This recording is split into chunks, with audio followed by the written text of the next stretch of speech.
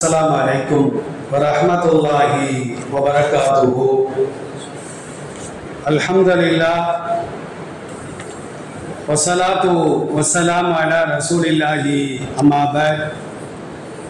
கணியத்திற்குரிய எல்லாம் அல்ல அல்லாஹ்வின் நல்லடியார்களே, பாசத்திற்குரிய இஸ்லாமிய பெரியோர்களே,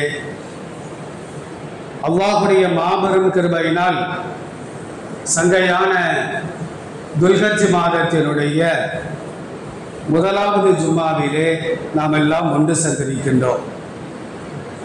எல்லாம் வல்ல அல்லாஹ் ஜல்ல ஷானஹு தஆலா இந்த உலகில் நாம் வாழும் காலமெல்லாம் அல்லாஹ்விற்கும் அல்லாஹ்வுடைய திருத்தூதர் முஹம்மது ஸல்லல்லாஹு அலைஹி வஸல்லம் அவர்களுக்கும் முழுமையாக கட்டுப்பட்டு அல்லாஹ்வினாலும் அல்லாஹ்வுடைய திருத்தூதர் முஹம்மது ஸல்லல்லாஹு அலைஹி வஸல்லம் அவர்களினாலும் கடமையாக்கப்பட்ட அனைத்து கடமைகளையும் அல்லாஹ் ஒருவனுக்காக செய்யக்கூடிய நன்மக்களாக என்னையும் உங்களையும் நம் குடும்பத்தார்களையும் வருங்கால நம்முடைய சந்ததிகளையும் அல்லாஹ் ரப்பல் ஆலமீன் முழுமையாக ஆக்கி அருள் புரிவானாக. ஆமீன். கணியத்திற்குரிய அல்லாஹ்வின் நல்லடியார்களே, இஸ்லாமிய 12 மாதங்களில் 12வது மாதம்தான் துல்ஹஜ் மாதம். 12வது மாதமும் முதலாவது மாதமும் சிறப்பிற்குரிய மாதங்கள் என்பதை நாம் ஆரம்பமாக விளங்கி வைத்துக் கொள்ள வேண்டும். துல்ஹஜ் மாதம் என்றவுடன் உலகளாவிய அளவிற்கு வாழக்கூடிய இஸ்லாமிய சமுதாய மக்களுக்கு ஞாபகம் வருவது 2 விஷயங்கள் தான். ஒன்று ஹஜ்ஜி, இரண்டாவது குர்பானி என்ற வணக்க வழிபாடு என்பதை நாம் எல்லாம் அறிந்து வைத்திருக்கின்றோம். அல்லாஹ்வுடைய கிருபையினால் உலகம் தழுவிய அளவிற்கு லட்சக்கணக்கான இஸ்லாமியர்கள் இறையில்லமாம் திரு காபாவை ஹஜ்ஜி செய்வதற்காக கூட்டம் கூட்டமாக மக்காவை நோக்கி செல்லக்கூடிய ஒரு அற்புதமான காட்சியினை நாம் பார்த்து வருகின்றோம். இரண்டாவது குர்பானி.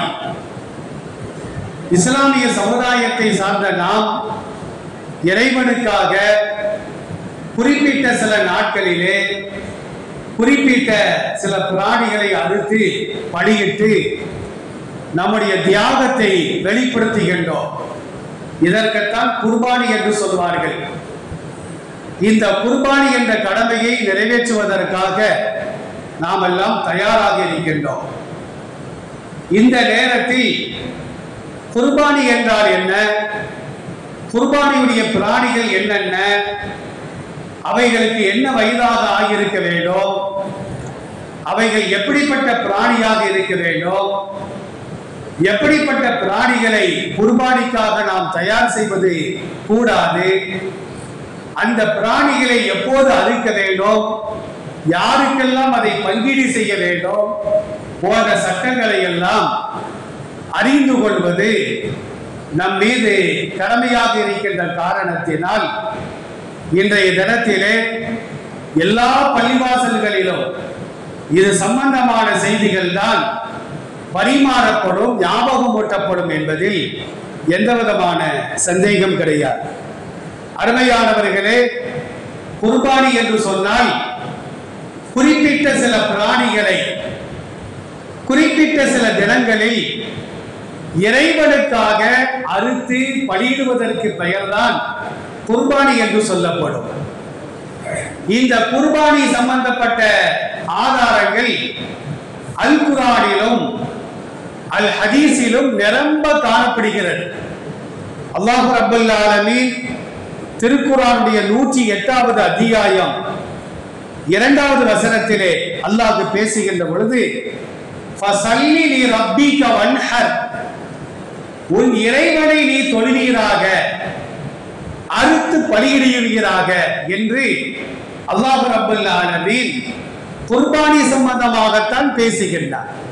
பெருநாள் தினத்தன்று பெருநாள் தொழுகைக்கு பிறகுதான் குர்பானி கொடுக்க வேண்டுமே தவிர பெருநாள் தொழுகைக்கு முன்பே குர்பானி கொடுத்தால் அதற்கு பேர் குர்பானி அல்ல. அந்த பிராணியை சாப்பிடுவது கூடும் என்றாலும் கூட குர்பானி என்ற வழக்கத்திலே அது சேராது என்பதை இந்த வசனத்தின் மூலமாக நம்மால் அறிந்து கொள்ள முடியும். ஹதீசுகளை நாம் திறந்து பார்த்தால் ஹதீசுகளில் தான் எப்படிப்பட்ட பிராணிகளை குர்பானிக்காக தேர்வு செய்ய வேண்டும், எப்படிப்பட்ட பிராணிகளை குர்பானிக்காக தேர்வு செய்வது கூடாது, அதை எப்படி அறுக்க வேண்டும் என்ற செய்திகள் எல்லாம் ஹதீசுகளிலே நிரம்ப காணப்படுகிறது. குர்பானி பிராணி என்று சொன்னால் நாம் சாப்பிடுகின்ற பிராணிகளை எல்லாம் குர்பானிக்காக நாம் கொடுத்து விட முடியாது. அதற்கு அல்லாஹ் ரப்பல் ஆலமீன் அல் குர்ஆனிலே ஒரு வரைமுறையை ஏற்படுத்துகின்றார். திருக்குர்ஆனுடைய 2வது அத்தியாயம் 34வது வசனத்தை நாம் திறந்து பார்க்கின்றோம். வலிகுல்லி உம்மத்தின் ஜஅல்னா மன்சக்கன் லியதுகுரு இஸ்மல்லாஹி அலா மா ரஸகஹும் மின் பஹீமத்தில் அன்ஆம். ஒவ்வொரு சமுதாயத்திற்கும் வழிபாட்டு முறையை நாம் ஏற்படுத்தினோம். நசராணிகள் அவர்களுக்கு ஒரு வழிபாட்டு முறை, யூதர்களுக்கு அவர்களுக்கு ஒரு வழிபாட்டு முறை, முஸ்லிம்களாக இருக்கக்கூடிய நமக்கு ஒரு வழிபாட்டு முறை, ஒவ்வொரு சமுதாயத்திற்கும் என்று சொன்னால் வேதம் கொடுக்கப்பட்ட ஒவ்வொரு சமுதாயத்திற்கும், நமக்கு முன்னால் தௌராத் வேதம், இஞ்சில் வேதம், அதே நேரத்தில் மற்ற வேதங்கள் கொடுக்கப்பட்டவர்களுக்கு அல்லாஹ்வை இப்படித்தான் வணங்க வேண்டும், இப்படித்தான் நோன்பு வைக்க வேண்டும், இப்படித்தான் ஜகாத்தை கொடுக்க வேண்டும், இப்படித்தான் குர்பானி கொடுக்க வேண்டும், ஒவ்வொரு வழிமுறைகளை அல்லாஹ் ஏற்படுத்தியதை போன்று முந்தைய சமுதாயங்களுக்கு இல்லாத அற்புதமான ஒரு வழிமுறை இந்த சமுதாயத்திற்கு அல்லாஹ்வினால் ஏற்படுத்தப்பட்டிருக்கிறது. அதற்கு என்ன காரணம்? அல்லாஹ் நமக்கு வழங்கி இருக்கின்ற சாதுவான பிராணிகளுக்கு நாம் நன்றி செலுத்துவதற்காக. சாதுவான பிராணிகள் என்று சொன்னால் ஆடு, மாடு, ஒட்டகம், இந்த மூன்றும் தான் பஹீமத்துல் அன்ஆம் என்பதாக நபிகள் நாயகம் ஸல்லல்லாஹு அலைஹி வஸல்லம் தெளிவாக சொல்லி காட்டுவார்கள்.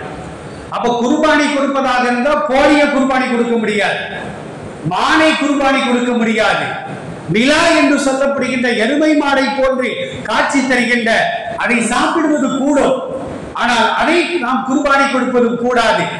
முயல் சாப்பிடுகின்றோம், முயலை நாம் குர்பானி கொடுப்பது முடியாது.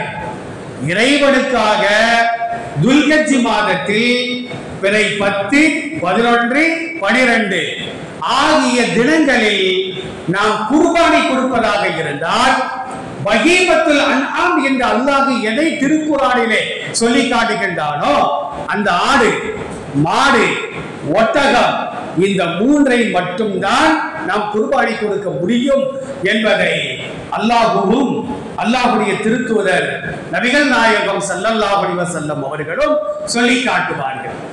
அப்ப 3 பிராணிகள், ஆனால் இந்த 3 பிராணிகளிலே 8 வகைகளை அல்லாஹ் திருக்குர்ஆனிலே சொல்லி காட்டுகின்றார். 3 8 வகைகள் இருக்கிறது. திருக்குர்ஆனுடைய 6வது அத்தியாயம் சூரத்துல் அன்ஆம் அதிலே 143 144 2 வசனங்களை நாம் திறந்து பார்க்கின்றோம். சமானியத் அஸ்வாஜின், சமானியத்னா 8 அர்த்தம். 8 வகைகள். அது என்ன? 3 பிராணிகள்ல 8 வகைகள் எப்படி வரும்? ஆண் பெண்கள் வைத்தாலும் கூட 6 தான் வரும். அது எப்படி 8 வகைகள் வருகிறது? நமக்கு சந்தேகம் வரக்கூடாது என்பதற்காக அல்லாஹ்வே தெளிவாக சொல்லுகின்றான். மினல் லஅனி இஸ்னைனி, லஅனா செம்மறியாடுன்னு அர்த்தம். செம்மறியாட்டில் 2 வகை, ஆண் பெண். வமினல் மஅஸி இஸ்னைன், வெள்ளாட்டில் 2 வகை, ஆண் ஆடு, பெட்டை ஆடு. சில பேர் பெட்டை ஆடை குர்பானி கொடுக்க கூடாது. ஏன் அப்படின்னா இஸ்மாயில் அலைஹிஸ்ஸலாம் ஆம்பளை, அதனால பொம்பளை ஆடை கொடுக்க கூடாது என்று தவறாக எண்ணுகின்றார்கள். ஆனால் அல்லாஹ் அல் குர்ஆன்ல தெளிவாக சொல்லுகிறார். ஆனால் சமுதாயம் அல்லாஹ்விற்கே பாடம் நடத்துகிறது. வமினல் மஅசிஸ்னைனி வமினல் லானிஸ்னைனி, செம்மறி ஆட்டில் 2 ஆண் பெண், வெள்ளாட்டில் 2 ஆண் பெண். வமினல் இப்லிஸ்னைனி, இப்லாம் ஒட்டகம், ஒட்டகத்தில் ஆண் ஒட்டகம் பெண் ஒட்டகம். வமினல் பக்ரி இஸ்னைனி, மாட்டில் ஆண் மாடு பெண் மாடு. இப்படியாக 3 பிராணிகளிலே 8 வகைகளை தாராளமாக கொடுக்கலாம் என்று அல்லாஹ் ரப்பல் ஆலமீன் இந்த ஆயத்தின் மூலமாக நமக்கு தெளிவாக சொல்லி காட்டுகின்றார். அருமையானவர்களே, ஆடு என்று சொன்னால் பிறந்த குட்டியை நம்ம குர்பானி கொடுத்துடக்கூடாது. சில வீடுகளை நம்ம பார்க்கிறோம், விலை குறைவாக இருக்கிறது என்பதற்காக 3 மாச குட்டி 4 மாச குட்டி எல்லாம் குர்பானி கொடுத்திருந்தாங்க. கன்று குட்டிகளை எல்லாம் அவர்கள் குர்பானி கொடுத்து விடுகிறார்கள். ஒட்டகத்தில் 5 வயதை பூர்த்தியாகாத ஒட்டகங்களை எல்லாம் குர்பானி கொடுத்து விடுகிறார்கள். அந்த பிராணிகளை அறுத்தால் அதை சாப்பிடுவது கூடும். ஆனால் அல்லாஹ் அந்த குர்பானியை ஏற்றுக்கொள்ள மாட்டார். ஏனென்று சொன்னால், குர்பானி பிராணி என்று சொன்னால் அதற்கு சில கட்டுப்பாடுகளை அல்லாஹ் விதித்ததை போன்று நபிகள் நாயகம் ஸல்லல்லாஹு அலைஹி வஸல்லம் அவர்களும் விதிக்கின்றார்கள். குர்ஆனை மட்டும் என்றைக்கும் பார்ப்பது கூட, குர்ஆனை மட்டும் வைத்துக் கொண்டு நான் ஹிதாயத்தை பெறுவேன், நேர்வழியை பெற்றுக் கொள்வேன் என்று ஒருவர் சொன்னால் அவன் வழிகேட்டில் தான் சென்று வீழ்வான் என்பதில் எந்த விதமான சந்தேகம் கிடையாது. குர்ஆன்ல தொழுகுங்கள் இருக்குது, லுகர் 4 ரக்காத்து, அசர் 4 ரக்காத்து, இஷா 4 ரக்காத்து, மக்ரிபு 3, ஃபஜ்ர் 2 குர்ஆன்ல எங்கேயுமே கிடையாது. அதே நேரத்தில் ஹஜ் செய்யுங்கள் என்று இருக்கிறது. ஹஜ்ஜை நீங்கள் பிறை 8 தான் ஆரம்பிக்க வேண்டும். 9 நீங்க அரஃபாவுக்கு போகணும், முஸ்தலிஃபாவுக்கு போகணும், மினாவுக்கு போகணும். இப்படி அல்லாஹ் குர்ஆன்ல எங்கேயுமே சொல்லல. ஹதீஸ்கள்ல தான் நபிகள் நாயகம் ஸல்லல்லாஹு அலைஹி வஸல்லம் ஹஜ்ஜினுடைய சட்டதிட்டங்களை நமக்கு கற்றுத் தருகிறார்கள்.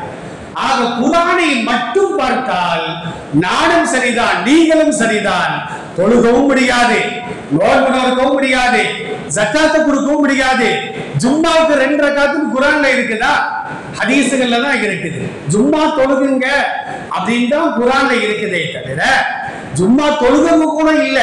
ஜும்மாவிற்கு அழைக்கப்பட்டால் தொழுகைக்காக நீங்கள் வாருங்கள், 2 ரக்காத்தை நீங்கள் தொழுகுங்கள், குத்பா ஓதுங்கள், குர்ஆன்ல எங்கேயுமே கிடையாது, ஹதீஸ்கள்ல தான் இருக்கிறது. அதனால குர்பான் சம்பந்தமாக குர்ஆனை வைத்துக் கொண்டு நான் குர்பானியை கொடுப்பேன் அப்படின்னா, நீ ரோட்ல போற வர ஆடு மாடையெல்லாம் நீ பிடிச்சிட்டு வந்து அழைக்க வேண்டிய சூழ்நிலை ஏற்பட்டுவிடும். நபிகள் நாயகம் ஸல்லல்லாஹு அலைஹி வஸல்லம் அவர்கள் பிராணிகள் என்று சொன்னால் இந்த 3 மட்டும்தான். அந்த 3இல் கூட எந்த வயசுள்ள பிராணியை கொடுக்க வேண்டும் அதையும் நபிகள் நாயகம் ஸல்லல்லாஹு அலைஹி வஸல்லம் ஒரு ஹதீஸிலே சொல்கிறார்கள். முஸ்லிம், அபூதாவுத், நசாயி, இப்னு மாஜா, அஹ்மது போன்ற நூல்கள்ல சஹீஹான செய்தியாக பதிவு செய்யப்படுகிறது. ஜாபீர் ரலியல்லாஹு அன்ஹு அறிவிக்கிறாங்க, லா ததுபஹு இல்லா முஸின்னத்தன், முஸின்னாவை தவிர நீங்கள் குர்பானிக்காக அறுப்பது கூடாது. நம்ம வீட்டு கல்யாணம், நம்ம வீட்டுல ஒரு விசேஷம், 3 மாச ஆட்டுக்குட்டியை அறுத்தரலாம், 6 மாத கண்ணுக்குட்டியை அறுத்தரலாம், சாப்பிடுவது கூடும். ஆனால் இறைவனுக்காக நாம் தியாகம் செய்து குர்பானை கொடுக்கக்கூடிய பிராணியாக இருந்தால் அது முஸின்னாவாக இருக்க வேண்டும். நபி ஸல்லல்லாஹு அலைஹி வஸல்லம் சொல்றாங்க. முஸின்னானா என்ன அர்த்தம்? பருவ வயதை அடைந்திருக்க வேண்டும். பருவ வயதை அடைந்திருக்க வேண்டும். மனிதர்களாக இருந்தால் பருவ வயதை அடைந்ததை நாம் கண்டுபிடிப்போம். மீசை முளைக்கும், தாடி முளைக்கும், குரல் வலை வெடித்து விடும். பெண்களாக இருந்தால் அவர்களுக்கு சில அடையாளங்கள். ஆடு மாடுல ஒட்டகத்துல போய் நம்ம என்ன அதுக்கு என்ன எப்படி பருவ வயதை அடைஞ்சிட்டு அப்படி நம்ம கண்டுபிடிக்கவா முடியும்? நபி ஸல்லல்லாஹு அலைஹி வஸல்லம் அவர்களின் இந்த ஹதீஸ் இருக்கு, முஹத்திஸீன்கள், இமாம்கள் அழகான விளக்கத்தை கொடுப்பார்கள். ஆடாக இருந்தால் 1 வயது பூர்த்தியானால் அது பருவ வயதை அடைந்து விட்டது. மாடாக இருந்தால் 2 வயசு, 2 வருஷம் பிறந்து 2 வருடங்களை கடந்து விட்டால் அது பருவ வயதை அடைந்து விட்டது. ஒட்டகமாக இருந்தால் 5 வயசு ஆக வேண்டும். 5 வயது நிரம்பிய ஒட்டகம் தான் பருவ வயதை அடைந்த ஒட்டகம், அதைத்தான் குர்பானி கொடுக்க வேண்டும் என்று நபிகள் நாயகம் ஸல்லல்லாஹு அலைஹி வஸல்லம் அவர்கள் இந்த ஹதீஸின் மூலமாக நமக்கு தெளிவாக சொல்லி காட்டுவார்கள். அதனால ஆணாக இருந்தால் அது வெள்ளாடோ செம்மறியாடோ 1 வருடம் பரிபூர்ணமாக ஆகியிருக்க வேண்டும். ஆனா ஹதீஸுகள்ல என்ன வருது அப்படின்னா, செம்மறி ஆடு அது 6 மாதம் தான் பரிபூர்ணமாக இருக்கிறது. ஆனால் பார்த்தால் 1 வயது பூர்த்தியானதை போன்று அதனுடைய உடல்வாகு தோற்றம் தந்தால் அந்த 6 மாத குட்டியை நாம என்ன செய்யலாம் அப்படின்னா, செம்மறி ஆட்டுல வெள்ளாடாக இருந்தால் 1 வருஷம் பரிபூர்ணமாகணும். செம்மறி ஆணாக இருந்தால் 6 மாதம் பரிபூர்ணமான குட்டி 1 வருடம் கடந்ததை போன்று தோற்றம் அளித்தால் அதை தாராளமாக குர்பானி கொடுக்கலாம் என்பதையும் பெருமானார் ஸல்லல்லாஹு அலைஹி வஸல்லம் சொல்லி காட்டுவார்கள். அருமையானவர்களே, இன்னொரு கட்டுப்பாடு பாருங்க. ஆடாக இருந்தால் ஒருவர் சார்பாக ஆட்டுல கூட்டு குர்பானி வைக்கக்கூடாது. ஆனா இன்னைக்கு சில மகள்ல சில ஊர்கள்ல மார்க்க ஞானம் இல்லாத காரணத்தினால் அண்ணன்ட்ட ஒரு 1000 ரூபாய், தம்பிட்ட ஒரு 1000 ரூபாய், மச்சான்ட்ட ஒரு 1000 ரூபாய், மாப்பிள்ளைட்ட ஒரு 1000 ரூபாய், 10 பேர் ஆளுக்கு 1000 ரூபாய் போட்டு ஒரு ஆட்டுக்குட்டியை பிடிச்சி கூட்டு குர்பானி கொடுக்கிறாங்க. யாருக்குமே அந்த குர்பானி சேராது. ஆடு என்று சொன்னால் ஒருவர் சார்பாக மட்டும்தான் கொடுக்க வேண்டும். மாடாக இருந்தால் ஒட்டகமாக இருந்தால் கூடியது 7 நபர்கள், 8 பேர் சேர்ந்தாங்கன்னா யாருக்குமே குர்பானி கூட. அப்ப ஆட்டில் 1 நபர், மாடாக ஒட்டகமாக இருந்தால் மாட்டில் 7 நபர்கள், ஒட்டகத்திற்கு 7 நபர்கள். கூட்டு குர்பானி அதில் மட்டும்தான் கூடும் என்பதையும் மார்க்கம் சொல்லுகிறது. ஜாபீர் ரலியல்லாஹு அன்ஹு அறிவிக்கக்கூடிய செய்தி அஹ்மது என்ற நூல்ல 14385வது ஹதீஸாக பதிவு செய்யப்படுகிறது. நஹர்னா மஅ ரசூலில்லாஹி ஸல்லல்லாஹு அலைஹி வஸல்லம் ஆமல் ஹுதைபிய்யத்தி அல் பதலா. ஹுதைபிய்யா அன்று ரசூலுல்லாஹ்வோடு சேர்ந்து நாங்கள் குர்பானி கொடுத்தோம். ஜாபீர் ரலியல்லாஹு அன்ஹு சொல்றாங்க, குர்பானி கொடுத்தோம்.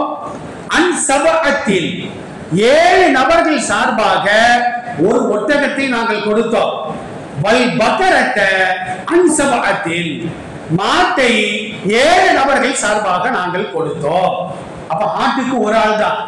மாடாக இருந்தால் 7 நபர்கள், ஒட்டகமாக இருந்தால் 7 நபர்கள் கூட்டி சேர்ந்து கொள்ளலாம் என்பதையும் நபிகள் நாயகம் ஸல்லல்லாஹு அலைஹி வஸல்லம் அவர்கள் இந்த ஹதீஸ்களின் மூலமாக நமக்கு தெளிவாக சொல்லி காட்டுகிறார்கள். அருமையானவர்களே, இன்னொரு செய்தி என்ன அப்படின்னா, ரசூலுல்லாஹ் தடுக்கிறாங்க. சாதாரண காலங்களிலேயே தடுத்திருக்கிறாங்க. நபி ஸல்லல்லாஹு அலைஹி வஸல்லம் ஒரு காலகட்டத்தில் கடுமையான பசி, வீட்டுல மனைவிமார்கள் வீட்டுல ஒண்ணுமே இல்லை. 9 மனைவிமார்களோடு ஒரே காலகட்டத்தில் பெருமானார் வாழ்ந்தார்கள். ஒவ்வொரு மனைவி வீட்லயா கேட்டு விடுதாங்க, எங்க வீட்டுல 2 கருப்பு இல்ல, ஒரு கருப்பு தான் இருக்குது, அதாவது தண்ணி மட்டும்தான் இருக்குது, அதை குடித்துக் கொண்டுதான் நாங்கள் வாழ்ந்து கொண்டிருக்கின்றோம். ஒரு ஆன்மீக தலைவர், ஒரு அரசியல் தலைவர், அவருக்கும் சாப்பாட்டுக்கு வழி இல்லை, அவருடைய மனைவிமார்கள் வீட்டிலையும் சாப்பாட்டுக்கு வழி இல்லை. இந்த மாதிரி ஒரு அரசியல் தலைவரை, ஆன்மீக தலைவரை இன்றைக்கு உலகம் கண்டிருக்கிறதா? பசியே தெரியாம சாப்பிட்டு இருப்பாங்களே, உல்லாசமாக வாழ்ந்து கொண்டிருக்கிறார்களே. ஆனால் உலகத்திற்கே பாடம் நடத்தி தன்னை போட்டுதான் ஆன்மீக தலைவர்களும் அரசியல் தலைவர்களும் வாழ வேண்டும் என்று முன்னுதாரணமாக திகழ்ந்த பெருமானார் ஸல்லல்லாஹு அலைஹி வஸல்லம் அவர்கள் பசியோடு என்ன செய்றாங்கன்னா, வெளியே வருவோம், நம்ம தோழர்கள் யாராவது நம்ம நிலைமையை பார்த்து சாப்பாடு தருவாங்க. எல்லா தலைவர்களும் தொண்டர்களுக்கும் கொடுப்பாங்க. இந்த தலைவர் தன்னுடைய தோழர்கள் தருவார்களா அப்படின்னு வீட்டை விட்டு கீழே இறங்கி வந்த உடனே எதிர் திசையில அபூபக்கர் சித்திக் ரலியல்லாஹு அன்ஹு அவங்க ஒரு மாதிரி தள்ளாடிக்கிட்டு வராங்க. அபூபக்கர் ரலியல்லாஹு அன்ஹு ரசூலுல்லாஹ்ட்ட கேக்குறாங்க, இந்த நேரத்துல யார சொல்லலாம், எங்க பசி, நீங்க எங்க, உங்களுக்குள்ள பசிதான் எனக்கும். 2 பேரும் சேர்ந்து வராங்க. ஏத்தாப்புல உமர் ரலியல்லாஹு அன்ஹு தள்ளாடிக்கிட்டு வராங்க. 2 பேரையும் பார்த்து அவர் கேட்கிறாரு, எங்க போறீங்க? பசி, வீட்டை விட்டு வெளியே வந்துட்டோம். எனக்கும் அதேதான் கதி. 3 பேரும் சேர்ந்து ஒரு அன்சாரி தோழர் வீட்டுக்கு போறாங்க. அவர் வீட்டுல அவங்க வீட்டம்மா தான் இருக்குது. அந்த அம்மா சொல்லுது, என்னுடைய கணவர் நல்ல தண்ணி எடுப்பதற்காக வீட்டை விட்டு வெளியே சென்றிருக்கிறார். சஹாபாக்கள் என்ன செய்றாங்கன்னா வீட்டு வேலைகளை எல்லாம் பார்ப்பார்கள். தண்ணீர் எடுப்பாங்க, பாத்திரத்தை கழுவுவாங்க, துணிகளை துவைப்பாங்க. ரசூலுல்லாஹை பற்றியே ஆயிஷா ரலியல்லாஹு அன்ஹா சொல்லும் பொழுது, ரசூலுல்லாஹ் வீட்டுக்கு வந்தாங்கன்னா அவங்க ஆன்மீக தலைவர் அல்ல, அரசியல் தலைவர் அல்ல, எனக்கு கணவர், என் பிள்ளைகளுக்கு தந்தை. ரசூலுல்லாஹ்வுடைய பிள்ளைகளுக்கு ஆயிஷாவுக்கு குழந்தை இல்லை, ரசூலுல்லாஹ்வுடைய பிள்ளைகளுக்கு தந்தை. நான் ஆன்மீக தலைவர், அரசியல் தலைவர். சில பேர் வீட்டுக்கு போனால் நான் வாத்தியாரு, நான் ஆலிம்சா அப்படின்னு இருப்பாங்க. அந்த எண்ணத்தை எல்லாம் வீட்டுக்கு வெளியே தான் வைக்கணும். வீட்டுக்குள்ளால போனா மனைவிக்கு கணவர், பிள்ளைகளுக்கு தந்தை. அந்த உணர்வோடு தான் நாம் வாழ வேண்டும். அப்ப ஆயிஷா ரலியல்லாஹு அன்ஹா இந்த மாதிரி சொல்றாங்க, என் கணவர் வீட்டிற்கு வந்தால் ஆடு மாடுகளை குளிப்பாட்டுவார்கள், சாணிகளை அள்ளி சுத்தம் செய்வார்கள், துணிகளை துவைப்பார்கள், செருப்பு அழுது போன செருப்பை தைப்பார்கள், வீடுகளை சுத்தம் செய்வார்கள். ரசூலுல்லாஹை பார்த்து ஆயிஷா ரலியல்லாஹு அன்ஹா சொல்றாங்க, அந்த பாசறையில் பயின்ற நபி தோழர்களும் வீட்டு வேலைகளை செய்வார்கள். இந்த 3 பேரும் போயாச்சா, அந்த சஹாபி பெண்மணி சொல்றாங்க, யாரும் சொல்லலாம், என்னுடைய கணவர் நல்ல தண்ணி குடிப்பதற்காக வெளியே எடுப்பதற்காக சென்றிருக்கின்றார், வந்து விடுவார் என்று சொல்லிக் கொண்டிருக்கின்ற பொழுது அந்த நபி தோழர் வீட்டுக்குள்ளால் வருகிறார். பெரிய சம்பவம். ரசூலுல்லாஹ்வுடைய அபூபக்கர் ரலியல்லாஹு அன்ஹு உமர் ரலியல்லாஹு அன்ஹுடைய பசியை பார்த்துவிட்டு ஒரு பேரித்தம்பழ குழங்கை கொண்டு வந்து வைக்கிறார். அது பழமும் இருக்குது, காவட்டு இருக்குது, பாதி பழுத்து பாதி பழுக்காமல் இருக்குது. யார் யாருக்கு என்னென்ன பிடிக்குமோ அதை சாப்பிட்டுக் கொள்ளட்டும் என்று அந்த பழக்குறையை வைத்துவிட்டு, சற்று பொறுங்கள், ஒரு ஆட்டை அறுத்து நான் வருகிறேன் அப்படின்னு ரசூலுல்லாஹை பார்த்து சொல்லும் பொழுது, அந்த பசியான நேரத்திலே ரசூலுல்லாஹ் என்ன சொன்னாங்க தெரியுமா? ஈயாக்க வல் ஹலூப, பால் தரக்கூடிய ஆட்டை அறுத்து விடாதே, பால் தரக்கூடிய உன்னுடைய ஆட்டை அறுத்து விடாதே. ஏன்னா மனிதர்கள்ல அனாதை யார் என்று சொன்னால் இந்த மார்க்கம் சொல்லும், தந்தையை இழந்தவர் தான் அனாதை. மனிதர்களை பொறுத்த மட்டிலும் மனிதன் அல்லாத மற்ற ஜீவராசிகள்ல தாயை இழந்ததுதான் அனாதைகள். ஒரு ஆடு, ஒரு மாடு, ஒரு ஒட்டகம் தன் குட்டிகளுக்கு பால் ஊட்டக்கூடிய காலகட்டத்தில் அந்த தாயை அறுத்து விட்டால் அந்த குட்டிகள் அனாதையாக ஆகிவிடும். மற்ற ஆடு மாடுகள் அதற்கு பால் கொடுக்காது, கொடுக்கவும் விடமாட்டார்கள். அத ரசூலுல்லாஹ் சொல்றாங்க, பால் ஊட்டக்கூடிய பிராணியை நீ அறுத்து விடாதே, மற்ற பிராணிகளை நீ அறுத்து விடு. எனவே சாதாரண நேரத்தில் கூட பால் ஊட்டக்கூடிய பிராணியை அறுக்கக்கூடாது என்று இருக்கும் பொழுது, படைத்த ரப்புக்காக வேண்டி நாம் தியாகம் செய்கின்றோம், குர்பானி கொடுக்கின்றோம். அந்த நேரத்தில் போய் கண்ணுக்குட்டி ஒரு பக்கமா கட்டி வைத்து விட்டு, ஆட்டுக்குட்டி ஒரு பக்கமா கட்டி வைத்து விட்டு தாயை அறுத்தால் அது ரசூலுல்லாஹ் விரும்பாத ஒரு செயல். ஈயாக்கவல் ஹலூ, பால் தரக்கூடிய ஆட்டை நீ அறுத்து விடாதே. பெருமானார் ஸல்லல்லாஹு அலைஹி வஸல்லம் அவர்கள் சொன்ன வார்த்தை முஸ்லிம்ல 2038வது ஹதீஸாகவும் இப்னு மாஜால 3180வது ஹதீஸாகவும் பதிவு செய்யப்படுகிறது. அருமையானவர்களே, சில பேருக்கு ஒரு சந்தேகம், காயடிக்கப்பட்ட பிராணியை கொடுக்கலாமா? விருத்தி செய்யாமல் இருப்பதற்காக, ஜோடியோடு சேராமல் இருப்பதற்காக இந்த கடாக்களுக்கு, ஆண் ஆடுகளுக்கு, மாடுகளுக்கு, ஒட்டகங்களுக்கு ஆண்மை நீக்கம் செய்வார்கள். காயடித்தல் என்ன அர்த்தம்? ஆண்மை நீக்கம் செய்தல். ஆண்மை நீக்கம் செய்யப்பட்ட பிராணியை கொடுக்கலாமா என்றால் தாராளமாக கொடுக்கலாம். நபி ஸல்லல்லாஹு அலைஹி வஸல்லம் அவர்கள் அஹ்மதில் இந்த ஹதீஸ் பதிவு செய்யப்படுகிறது. 25843வது ஹதீஸாக அபூ ஹுரைரா ரலியல்லாஹு அன்ஹு சொல்கிறார்கள், நபிகள் நாயகம் ஸல்லல்லாஹு அலைஹி வஸல்லம் அவர்கள் இதா அராத ஐயுலஹிய, குர்பானி கொடுப்பதற்கு பெருமானார் அவர்கள் நாடுவார்களேயானால், இஸ்தரா கபஷைனி அதீமைனி சபீனைனி அக்ரனைனி அம்லஹைனி மௌஜூஐனி. ரசூலுல்லாஹ் 2 ஆடுகளை குர்பானி கொடுப்பார்கள். ஒன்று தனக்காக, மற்றொன்று யாருக்கு தெரியுமா? உலகம் உள்ளளவும் இந்த சமுதாயத்தில் வாழக்கூடிய ஏழைகளுக்காக கொடுப்பார்கள்.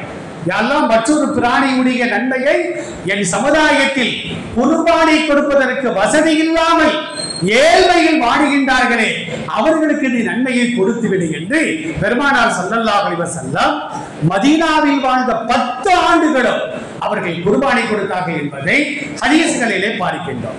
இந்த ஹதீஸ்ல ரசூலுல்லாஹ் என்ன சொல்றாங்க? 2 ஆடு, கொழுத்த ஆடு, நல்ல கொழுத்து போய் இருக்கணும். ஏன் அப்படின்னா அதுதான் இறைச்சி அதிகமாக இருக்கும், அதிகமான ஏழைகளுக்கு அதை கொடுக்கலாம். சமீனைனி கொழுத்த 2 ஆடு, அக்ரனைனி 2 கொம்பு உள்ள ஆடு. சில பேருக்கு ஒரு சந்தேகம் வரும், ஆடு நல்லா இருக்குது கொம்பே இல்லையே. அதுக்கு சில ஆடுகள் சில வகைகள் அதுக்கு கொம்பே வராது. கொம்பே வராத ஆட்டை குர்பானிக்காக தேர்வு செய்யலாம். ஆனா கொம்பை எரிந்து கொம்பு உடைந்ததாக இருந்தால் அந்த பிராணியை குர்பானிக்காக தேர்வு செய்வது கூட. அறுத்து சாப்பிடலாமான சாப்பிடலாம், ஆனா குர்பானி கொடுப்பது கூட. அப்ப அக்ரனைனி கொம்புள்ள 2 ஆடு, அம்லஹைனி, அம்லஹைன் அப்படின்னா அரபியில வெள்ளையும் கருப்பும் கலந்த ஆடுன்னு அர்த்தம். அடுத்து ரசூலுல்லாஹ் கடைசியில சொல்றாங்க மௌஜூ ஐனி, காயடிக்கப்பட்ட 2 ஆடு. இந்த ஆடுகள் ஃபுல்லா எப்படி இருக்கும்? கொழுத்ததாக இருக்கும், கொம்புள்ளதாக இருக்கும். அதே நேரத்தில் வெள்ளையும் கருப்பும். அக்காண்டி வெள்ளையும் கருப்பும் கலந்து ஆடா தேடக்கூடாது. ஆட்டுக்கடங்களுக்கு தெரிஞ்சுட்டா ரேட்டை கூட்டிடுவாங்க. கிடைச்ச ஆடை நம்ம வாங்கிக்கணும், கொழுத்த ஆடாக இருக்க வேண்டும். காயடிக்கப்பட்ட ஆட்டை தாராளமாக கொடுப்பது கூடும் என்பதை பெருமானார் ஸல்லல்லாஹு அலைஹி வஸல்லம் இந்த ஹதீஸில் சொல்லிவிட்டு, இந்த ஹதீஸுக்கு முஹத்தீஸ்கள் என்ன விளக்கம் கொடுக்கறாங்கன்னா, காயடிக்கப்பட்ட ஆடு அதனுடைய சக்தி வீண்விரயமாக ஆகாது, அதனுடைய விந்து வெளியாகாது. அப்ப இறைச்சி நல்லா பிடிச்சிரும் ஆட்டுல. அந்த ஆட்டை வாங்கி நாம் அறுத்தால் 10 கிலோ இருக்க வேண்டிய ஆட்டுல 15 கிலோ கறி இருக்கும். ஏழைகளுக்கு தாராளமாக அதை அள்ளி அள்ளி கொடுக்கலாம், நன்மையும் நமக்கு கிடைக்கும் என்பதாக முஹத்தீஸ்கள் இந்த ஆயத்தின் ஹதீஸிற்கு அற்புதமான விளக்கத்தை தருவார்கள். அருமையானவர்களே, குர்பானி கொடுக்கறங்கிற பேர்ல சில ஊர்ல என்ன செய்றாங்க தெரியுமா? பெருநாள் அன்றைக்கு சுபுகு தொழுக வண்டையே ஆடு மாடு ஒட்டகத்தை படுக்க வச்சு அறுத்து பிரியாணியை போட்டு தின்னுட்டு தான் பள்ளிவாசலுக்கு தொழுகைக்கு வராங்க. ரசூலுல்லாஹ் காலத்துல கூட ஒரு நபி தோழர் என்ன செய்றாரு அப்படின்னா, பெருநாள் தொழுகைக்கு முன்னாடி அறுத்துட்டார், ஆட்டை அறுத்து விட்டார். ஹதீஸ்கள்ல பதிவு செய்யப்படுகிறது. புகாரில திறந்து பாருங்க, 955வது ஹதீஸ். பர்ரா இப்னு ஆஸிம் ரலியல்லாஹு அன்ஹு அறிவிக்கிறாங்க, கதபனா ரசூலுல்லாஹி ஸல்லல்லாஹு அலைஹி வஸல்லம் யௌமுல் அல்ஹா பாத ஸலாத்தி, பெருநாள் அன்று பெருநாள் தொழுகைக்கு பின்னால எங்களுக்கு பெருமானார் அவர்கள் குத்பா ஓதினார்கள். அந்த நேரத்துல மன் சல்லா ஸலாத்தனா வ நஸக நுசுகனா ஃபகத் அஸாபன் நுசுக, நமக்கு பின்னால் யார் தொழுது நம்முடைய குர்பானியை யார் கொடுக்கிறாரோ, தொழுத பின்னால கொடுக்கிறது, கொடுத்தால் அவருடைய குர்பானியை அல்லாஹ் ஏற்றுக்கொள்வான் அப்படின்னு சொல்லிட்டு, வமன் நஸக கபல ஸலாத்தி, பெருநாள் தொழுகைக்கு முன்னால் ஒருவர் கொடுத்தால் ஃபைன்னஹு கபல ஸலாத்தி ஃபலா நுசுக லஹு, பெருநாள் தொழுகைக்கு முன்னாலே ஒருத்தர் அறுத்துட்டார் அப்படின்னா அவருக்கு குர்பானியே அல்ல. அந்த பிராணியை சாப்பிடலாம், ஆனா குர்பானி அல்ல என்று நபி ஸல்லல்லாஹு அலைஹி வஸல்லம் சொன்ன உடனே அபூ புர்தா அப்படிங்கிற சஹாபி எழுந்திருத்து சொல்லுகின்றார், யா ரசூலல்லாஹ், தெரியாம அறுத்து இந்த ஊர்லயே ஏன் குர்பானி பிராணி தான் முதல்ல அறுபடணும், எனக்கு தான் இந்த பேர் கிடைக்கணும் என்பது அப்படியே அவர் சொல்றாரு. ஹதீஸில் அப்படியே வருகிறது.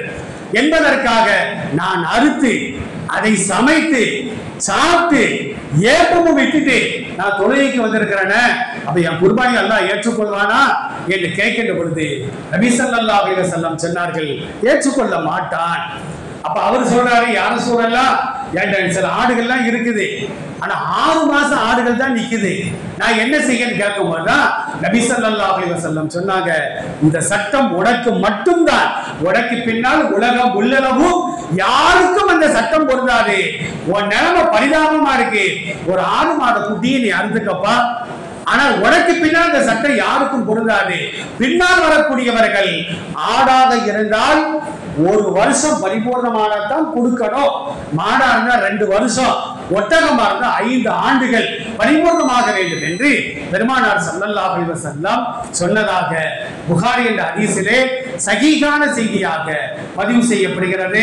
அருமையானவர்களே, சொறி சிறங்கு உள்ளது, சாப்பிடுவதற்கு பல்லு இல்ல, கழிவு கொண்டே இருக்கிறது, நொண்டியா இருக்குது, காது முழுமையா வெட்டப்பட்டிருக்குது, கொம்பு உடைஞ்சிருக்குது, வால் நறுக்கப்பட்டிருக்குது.